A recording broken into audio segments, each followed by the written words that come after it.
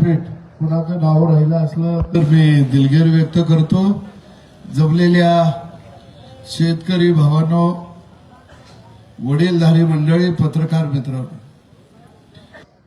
पहिल्यांदा तुषार बोलला तसं की माढा मतदारसंघानं राजकारणाच्या पटलावरती मला जन्माला घातलं आणि शेतकऱ्याच्या प्रश्नावर वोटा फडा म्हणजे आपली वोटी फटावी एवढं मताचं दान टाकलं.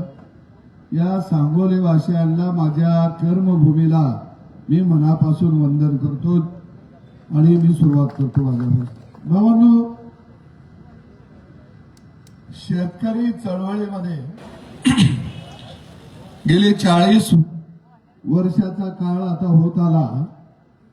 या ठिकाणी आम्ही काम करत आहोत. मी आपला फार वेळ घेणार नाही, पण काही शेतकऱ्यांना, काही लोकांना प्रश्न पडला असेल की सदाभाऊ या भूमिकेमध्ये का आले, आणि ती भूमिका मला समजावून सांगणं अत्यंत गरजेचं आहे. शेतकऱ्याचा जोडधंदा हा पशुपालनाचा आहे. आज शेतकऱ्याच्या घरामध्ये दर 10 दिवसाला जर कशाचे पैसे येत असतील तर त्या दुधाचे पैसे येत असतात. त्या दुधाच्या पैशावरती शेतकऱ्याचा प्रपंचाचा गाडा चालत असतो. मग तो पिठाच्या चक्कीवाल्याचे पैसे भागवतो, दुकानदाराची उधारी भागवतो, आणि त्यातून एखादं संकट घरावरती आलं, घरामध्ये जर कोण आजारी पडलं, घरामध्ये जर घर बांधायचं असेल, पाहुण्याला 4-2 पैसे लागणार असतील, लेकरांचं शिक्षण असेल, तर शेतकरी दावणीचं जनावर, मग ती गाय असेल, म्हैस असेल, बैल असेल, तो बाजाराला विकतो आणि त्यातून त्याची गरज भागवतो. अशा पद्धतीनं हे चक्र वर्षानुवर्ष चाललेलं आहे.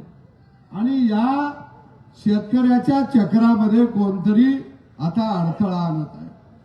बाबांनो, काही लोक म्हणत आहेत की गाय ही आमची माता आणि तिला तुम्ही कसायाच्या दावणीला बांधणार का? मी या लोकांना सांगतो की माझ्या शेतकऱ्यानं कधीही देशी गाय, खिल्लार गाय ही बाजारावरती विकायला आणली नाही. हा हजारो वर्षाचा इतिहास आहे, हजारो वर्षाचा. मी तुम्हाला विचारतो, कधी देशी गाय आपण बाजारला घेऊन आलो का? कधी खिल्लार गाय बाजारला आणली का? अरे देशी गायची, खिल्लार गायची कधीच विक्री होत नाही. आम्ही एकमेकाला देशी गायची पाडी पाळायला, सांभाळायला आम्ही देतो. आणि या लोकांनी ज्यावेळी गाड्या अडवायला चालू केल्या, मी शेतकऱ्याची बाजू घ्यायला लागलो. मला धमक्या यायला सुरू झाल्या. अरे धमक्या कुणाला देता? शेतकऱ्याच्या पोरांना. आणि म्हणून मी नांगराचा फाळ आणलाय. तुम्ही जर माझ्या वाटेला गेला तर तुमच्या ढुंगणात नांगराचा फाळ घातल्याशिवाय राहणार नाही, हे ध्यानात ठेवा. लय गडी भेंडाळली ती, तुम्हीच राहिला या. आणि म्हणून आजची परिस्थिती काय आहे? अरे आज महाराष्ट्रामध्ये गायींची संख्या किती आहे? 1,15,00,000. 1,15,00,000 ह्या गायी कुणाकडे आहेत? त्या शेतकऱ्याकडे आहेत. गोशाळेमध्ये गायी किती आहेत? राज्यामध्ये 295 गोशाळा आहेत. त्यांच्याकडे गायी किती आहेत? 2 लाख. आणि माझ्या शेतकऱ्याकडे किती आहेत? 1,15,00,000. म्हशी किती आहेत आमच्याकडं? 44,00,000. म्हणजे ही संख्या 1.5 कोटीतनं वर गेली. मग 1.5 कोटी जनावरं आम्ही सांभाळली. ही काय गोशाळेनं सांभाळली? मी सरकारकडे मागणी करणार आहे, शेतकऱ्याचा गोठा ह्योच गोशाळा आम्हाला अनुदान द्या, पर जनावराला द्या, कारण आम्ही जनावर सांभाळत आहे. आणि ज्यांना गोशाळा काढून जनावर सांभाळायची हौस आहे त्यांना माझी विनंती आहे, बाबांनो, आम्ही गायाचा गोठा केला, म्हशीचा गोठा केला, आम्हाला शानघाण काढायला रोजगारी लागतोय, गडी लागतोय. आमच्या गोठ्यात तुम्हाला आम्ही गडी म्हणून ठेवायला तयार आहे, या शानघाण करायला. घेतो ना, लय हौस आहे ना तुम्हाला गाया पाळायची. आणि फुकट शानघाण करू नका, आम्ही पैसे देतो. अरे बाजारावर आम्ही गाय कोणती घेऊन निघालो? जर्सी गाय, होस्टन गाय. जर्सी गायचा, होस्टन गायचा आम्ही बैल घेऊन निघालो बाजारला. अरे होस्टन गायचा बैल शेतावर नांगर नाही ओढत. पूर्वीच्या काळामध्ये 12 बैलाचा नांगर असायचा, तो बैल देशी गायचा असायचा. आता नांगर बंद झाला, नांगर ट्रॅक्टरनं चालली, अवजार आली. मग या जर्सी गायचा खोंड आम्ही काय करावं, कुठं सांभाळावा, याचं उत्तर द्या. दुसऱ्या बाजूला जर्सी गायला मस्टाईड झाला. जर्सी गाय गाभण नाही ना, तिला व्यापारी 15,000 20,000 रुपये आम्हाला द्यायचा. त्याच्यात 20,000 25,000 रुपये आम्ही घालायचं, नवी गाय आणायचं. आता व्यापारी भाकड गाय विकत घेना. तो काय म्हणतो, जर तुमची गाय मी 15,000ला घेतली तर गोभक्षकवाला अडवा येतोया. त्याला गोरक्षक म्हणायचं नाही, गोभक्षक. पुन्हा पोलीसवाल्यांना ऐतीच संधी आली, ते पुन्हा 15-20,000 रुपये मागतया. नाही दिलं तर पुन्हा ती गाय गोशाळेत सोडायची. मग गोशाळावाला परत विकतोया, मग आम्ही कोर्टात जायचं. अरे वर्षानुवर्ष जनावरांचं बाजार भरत आहेत, त्यावेळी काय गोरक्षक होते? वर्षानुवर्ष मी सरकारकडे मागणी करणार आहे, तुम्हाला जर बाजारात गायी न्यायला विकायला बंदी घालणार असाल, जर्सी गाय बर का, ते लगेच देशी गायला घेऊन नाचायला लागते. ती बंदी घालणार असाल तर राज्यातले जनावरांचे बाजार बंद करून टाका बंद करून.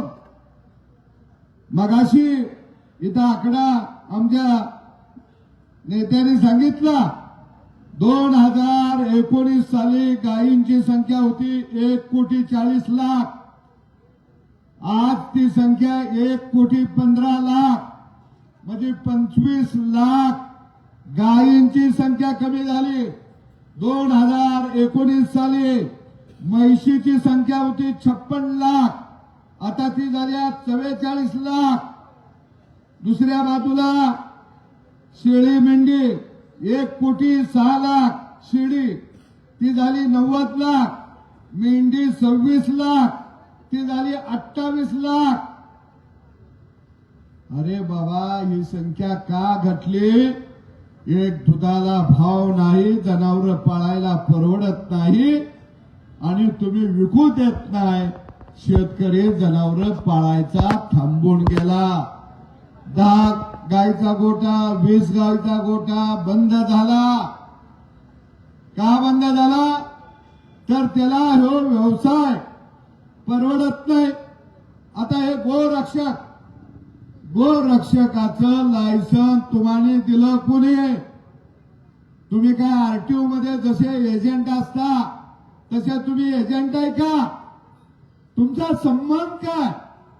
गोरक्षक म्हणून घ्यायचा, गाय पाळायची आम्ही, पाणी दाखवायचं आम्ही, वैरण घालायची आम्ही, शानगान काढायचं आमच्या लेकरा बाळांनी, आमच्या बायाने धारा पाणी करायचं, शेणामुतात हात घालायचा, बँकेचं कर्ज काढून गाय आम्ही घ्यायची, आजारी पडला तर डॉक्टरला आम्ही बोलवायचा, आणि ती गाय एवढं केलं आम्ही विकायला निघालो. तुम्ही रक्षक म्हणून याचं मध्ये ही नवी गब्बर सिंगाची अवलाद या महाराष्ट्रामध्ये जन्माला आली आहे, तिला आम्ही ठेचून काढतो. नवी गब्बर सिंगाची अवलाद म्हणजे लेकरू आमचं, आणि पाळणा तुम्ही हलवता. अरे लय हौस आहे गायींचं रक्षण करायचं, तर या ना आमच्या गोट्यात शानगान काढायला, घ्या ना 10-12 गायी सांभाळा. अरे या महाराष्ट्रामध्ये 2 कोटी लिटर दररोज दुधाचं संकलन होतं. हे संकलन कोण करतं?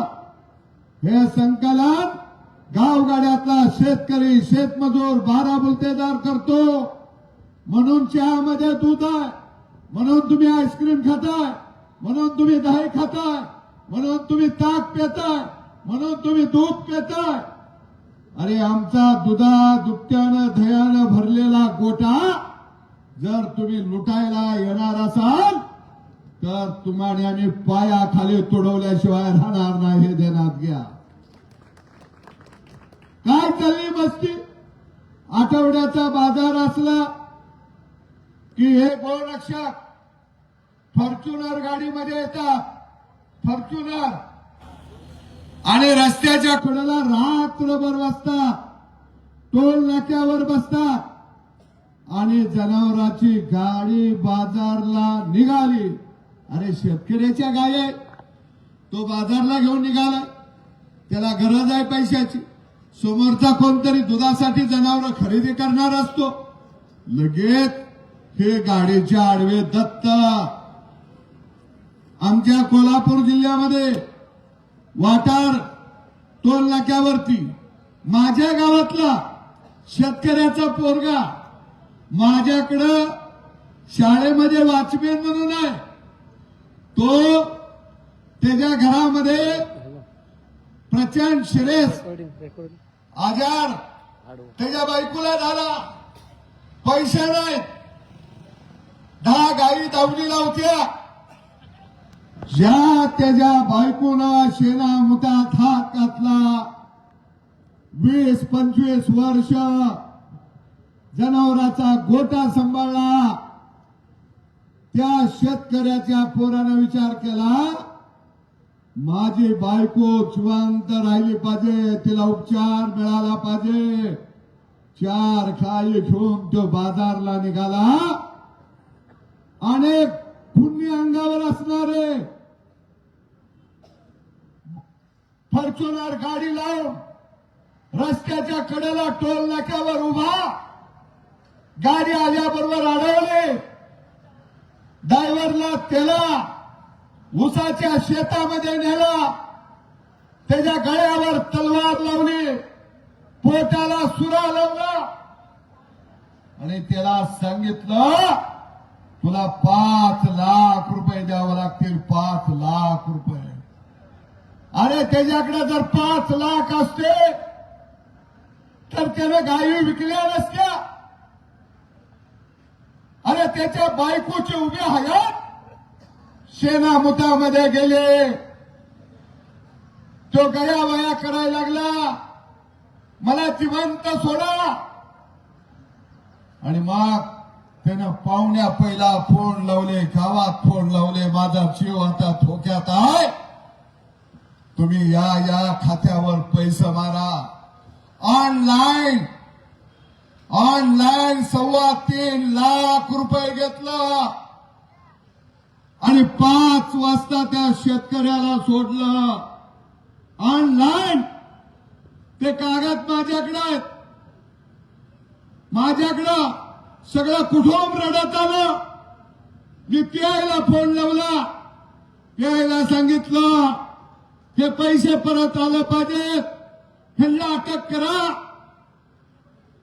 अर्धा तास मी फोन लावून झाला असेल, तोपर्यंत त्या शेतकऱ्याच्या लेकराला गुंडांचा फोन आला, संध्याकाळी आम्ही सगळं घर उद्ध्वस्त करू आणि आमच्या जवळ रिव्हॉल्वर आहेत तुम्हाला गोळ्या घालू.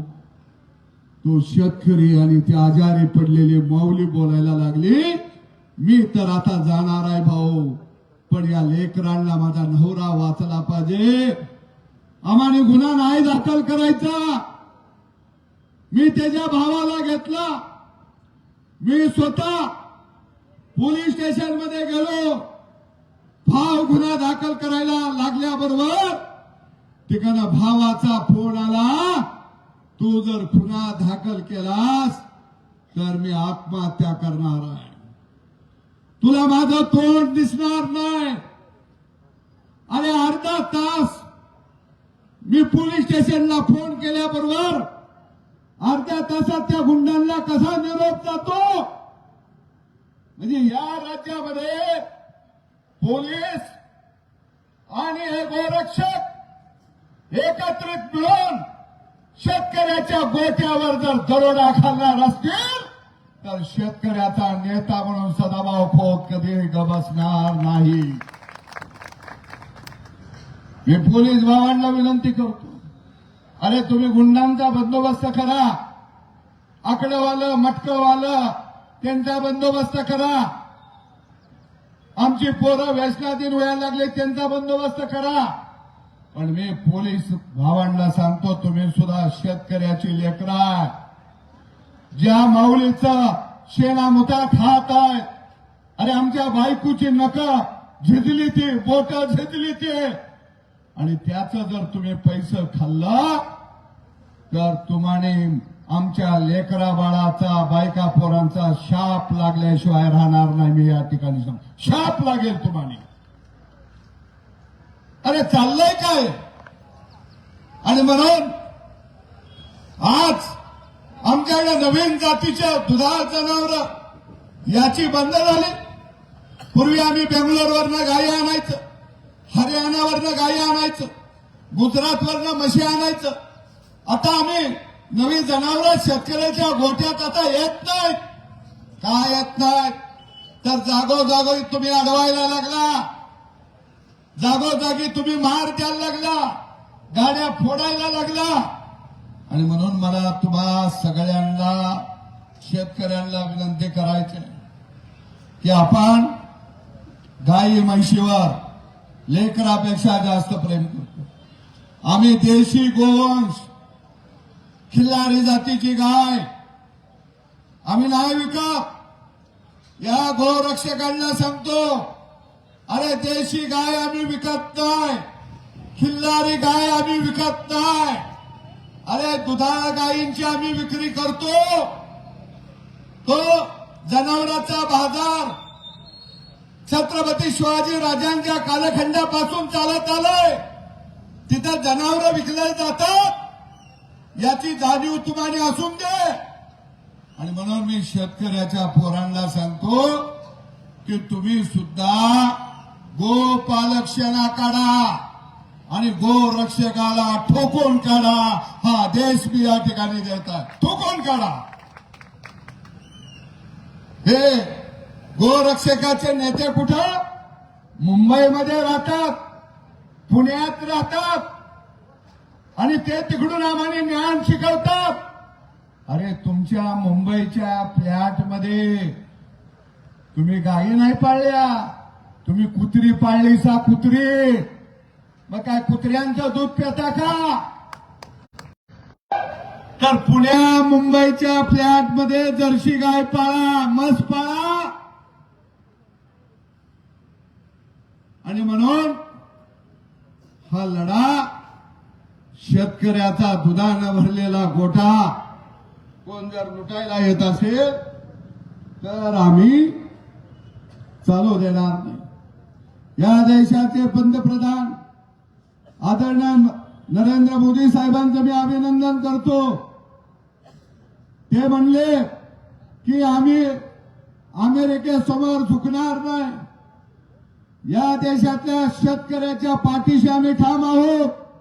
अमेरिका काय म्हणत होते, अमेरिका म्हणत होते आमचं दूध, दुधाची पावडर दुधाचे उपपदार्थ हे भारतामध्ये आले पाहिजे, त्या करारावर सही करा. पण मोदी साहेबांनी सांगितलं भारत देशातला गोपालक माझ्या दृष्टीनं महत्वाचा आहे, भारत देशातला शेतकरी माझ्या दृष्टीनं महत्वाचा आहे. आणि तुम्ही गोरक्षक भक्षक म्हणून उभा राहता आणि पोलीस गाडी आली की कायदा आहे. अरे कायदा काय आहे? कायदा असा आहे कोणत्याही जनावरांच्या वाहतुकीची गाडी अडवता येत नाही, हा कायदा आहे. ते म्हणे जनावर कापायला निघालंय, तुम्ही काय ज्योतिषाची अवलाद आहे? जावा ना कत्तलखाना बंद करा, त्यांना टाळा ठोका, तिथं जाऊन उभा राहा.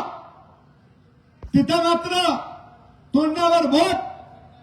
अरे हा भारत मटणाचं एक्सपोर्ट मध्ये जगात 1 नंबरवर आहे. आम्ही किती एक्सपोर्ट केलं? शेळीचं मटण जवळजवळ 3,418 मेट्रिक टन एक्सपोर्ट शेळी मटण केलं. आणि होस्टन गाई, जर्सी, म्हैशी याचं मटण एक्सपोर्ट किती केलं आम्ही? 3,81,627 मेट्रिक टन. टाका बंद करून.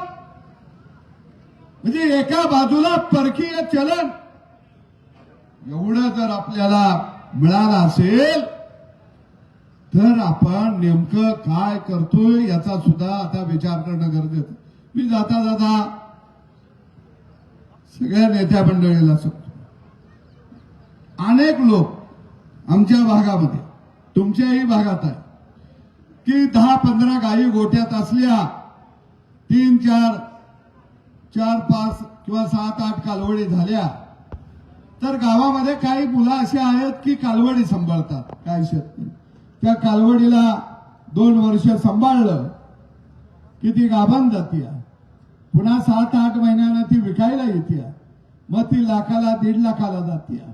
अरे अशा सांभाळलेल्या कालवडी आम्ही विकायला आणलं तर तुम्ही कापायला घेऊन निघालाय म्हणून आडवं येता. म्हणजे आम्ही काय करावं? घरात बसावं किंवा धंदा बंद करावा?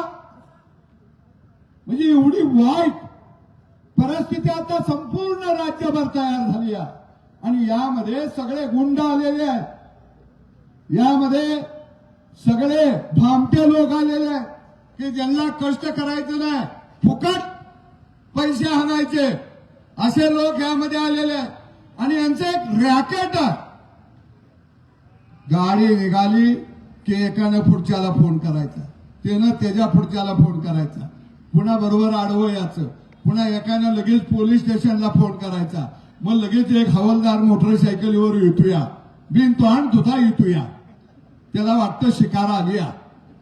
ते लगेच म्हणताय तुमच्यावर लय मोठा गुन्हा होईल, जनावर जप्त होणार, कायदा झालाय. जणू यानं कायदा खिशात घेऊनच हिंडायला लागलाय. आणि मग ते पोलीस स्टेशनला गाय न्यायचं म्हणलं की ती घाबरतंय, मग दे 50,000, दे 1 लाख. अरे काय धंदा लावलाय तुम्ही? काय करायला लागलाय तुम्ही? मी